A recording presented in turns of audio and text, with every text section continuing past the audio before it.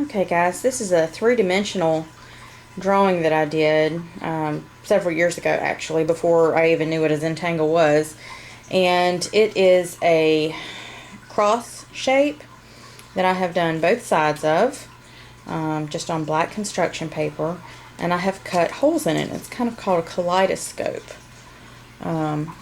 And you can see kind of up close some of the details that I did on it.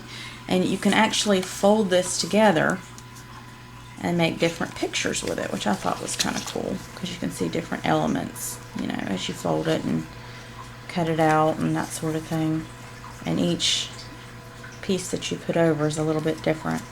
This isn't something that I would do with my students because they couldn't handle the X-Acto knife to do this project, but I thought it was really fun, and so I've been working on it on my own.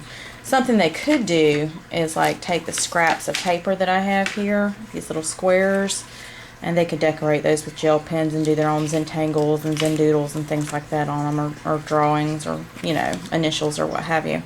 But that's one thing I wanted to show you. And another thing is this really cute little book.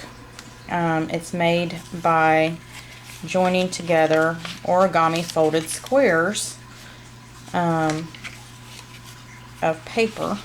And this is just your standard origami paper. Let me see if I can get in close so you can see some of the details. But you can see some of the shiny inks and stuff that I used with the gel pens. And when you unfold this, when you open it up and put it back to back, it's really very pretty, and it makes a nice Christmas ornament, kind of like a star type of thing. And I'll probably do some more work on the inside, but it folds up very compactly. So what I'll end up doing is taking it with me to the doctor's office or to church or wherever in my pocketbook. And it folds up so small and cute. And what I'll do is I'll take this with me and I'll continue to work on it, and I'll just stick it in my little Zentangle tin so that all I have to do is get it out and I can work on it. Okay, so there's a couple of my things that I'm working on right now in my little Zentangle kit. And this is one that I did in blue and yellow. I haven't decorated this one yet, but I kind of wanted to give you, and I'm hoping I can do this. Let me see if I can get my other hand free. Okay, this is what it looks like unfolded. And that's with just 3 sheets of paper. You can do it with 4. I had this other sheet right here. Okay, and what you end up doing is gluing these square to square, back to back, like this, and then you end up with the 4-sided thing. And this is how you fold those.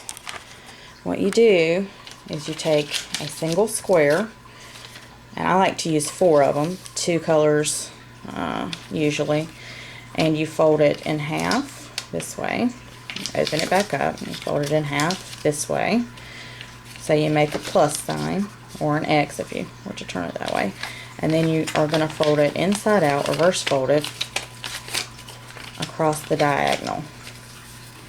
And that is how you fold this nifty spiffy little box, and then you push the center in.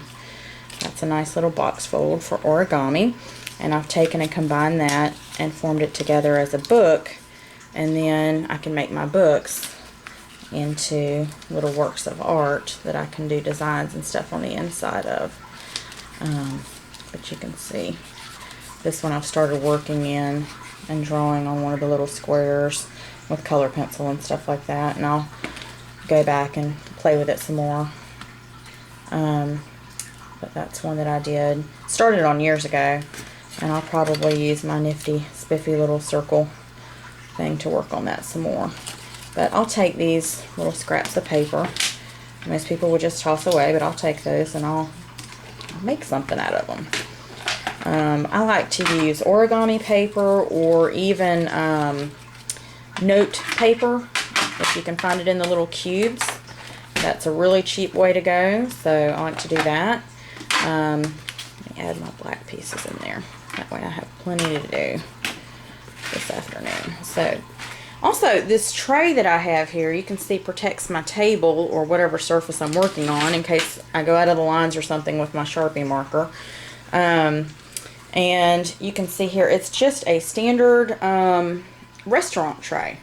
restaurant was getting rid of them, and they had a whole stack of them, and so I grabbed them and brought them home so that we could use them for eating off of, you know, wash them down real good, bleach them or whatever.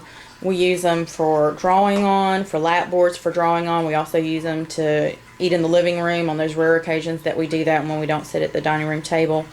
But anyways, that's what I've got going on right now. Thanks.